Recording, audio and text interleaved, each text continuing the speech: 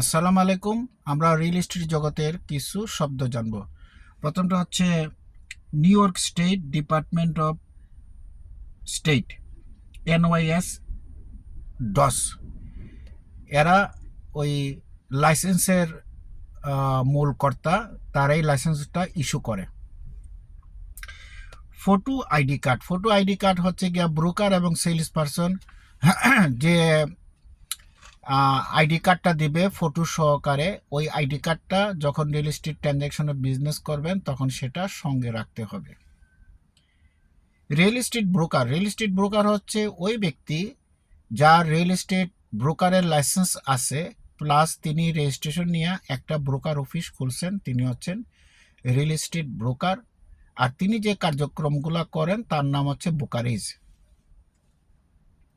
real estate sales person হচ্ছে ওই ব্যক্তি যে ব্যক্তি নিউ ইয়র্ক স্টেটের